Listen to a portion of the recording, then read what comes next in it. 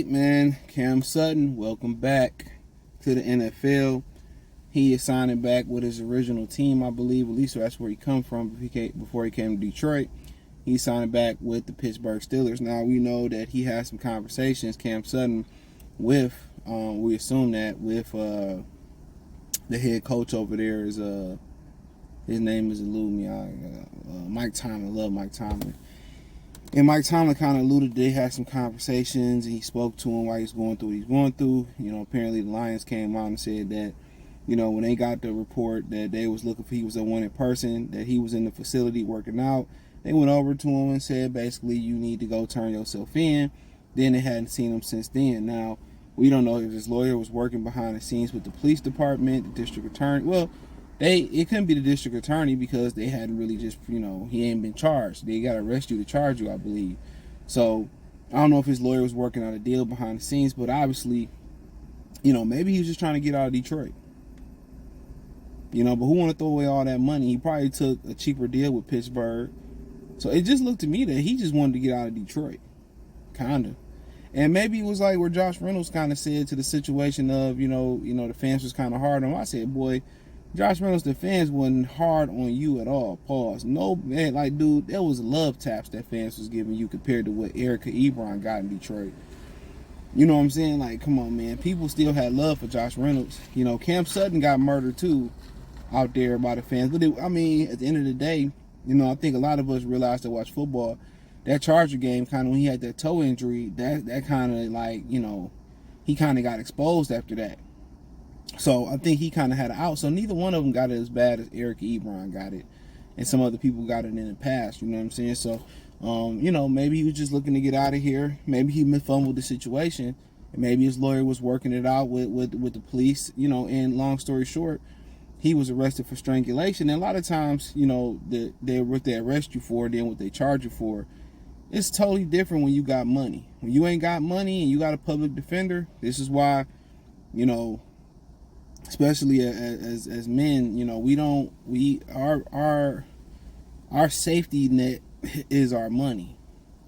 That's when you start talking about, women's safety net is they tears and that they women, they have children, so they got all type of programs, Section 8, they got all types of programs to pay their heat bill, to pay their rent.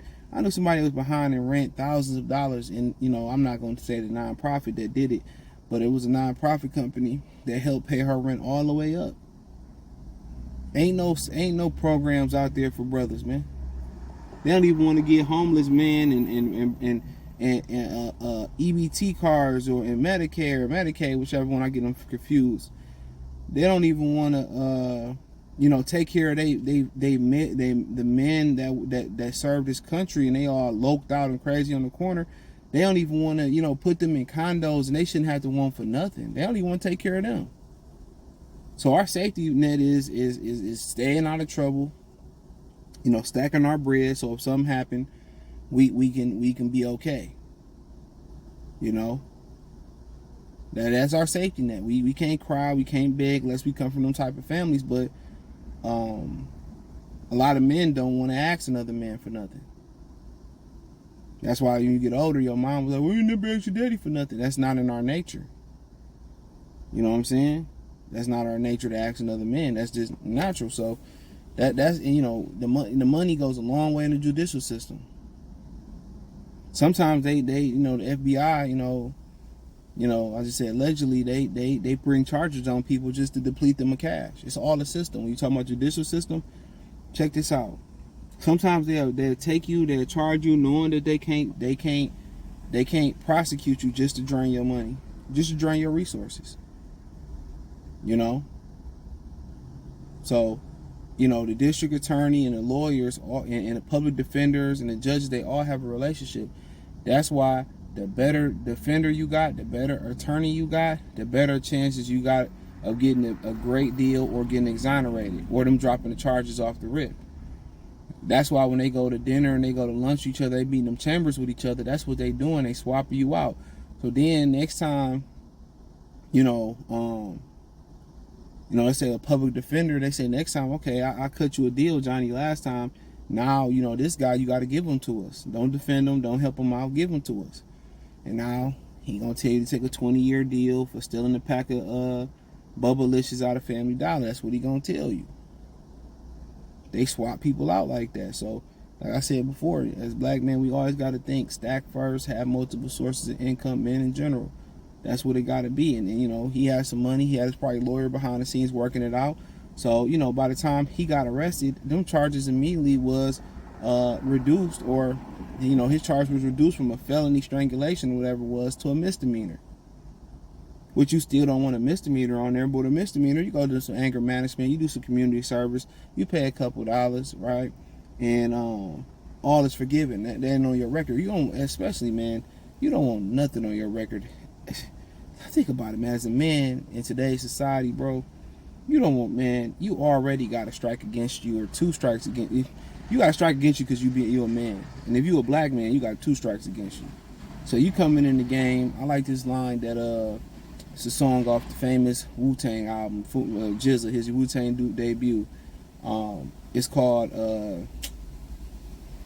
it might be called I Got Your Back. He said, that's like I'm trapped in a deadly video game with only one man. That's what it's like. That's what it's like being the man for the most part. You know, if you white or, you know, Indian or Asian, you might get a half a man. You might get another man. You might be in two men. Well, you ain't playing with 3 or 4 lives. When you black man, you playing with one man. That's what it's like being out here, man. And we fought for, and a lot of our, you know, men fought for women to have rights and continue to fight for women to have rights. I stopped that shit. Oh no, I'm not about to be in a bulletproof vest. Hell to the motherfucking no. Ain't nothing wrong with being a free thinking straight black man, or a man in general. Ain't nothing wrong with it.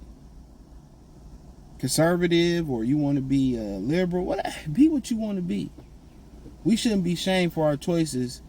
That's not hurting nobody. That's doing the benefit of us. So let me say that. So that money go a long way in the judicial system. So them charges got dropped from a misdemeanor to a misdemeanor. You know, he do some community service, pay a couple more dollars, he good. But then again, when you start forming a track record, that becomes a problem. So hopefully he doesn't get into any other altercation, you know, anything else on his record, because they started to form a paper trail, and then that becomes a problem. So, but I'll tell you this, and this is, and I like to get some game out. You can check my Patreon out on my other channel. Go to Goodfella TV, hit the link tree, check the Patreon out on the Free Game 89 side of the things. But I tell y'all this, man. If you know you don't listen to nothing else, Ninja said here. Tell you this: if a woman threatens to call the police on you, calls the police on you, it's over with. It's over with. It's over with. You don't go back. You don't hit it again. If it's your baby mama, you know, whoever it is, you know, I go for the ladies too. You know, baby daddy, man, call police on you. Get it. You know, you go swap the kids. Hey, your mama, your brother go swap. Y'all swap the kids. You decease all communications with her.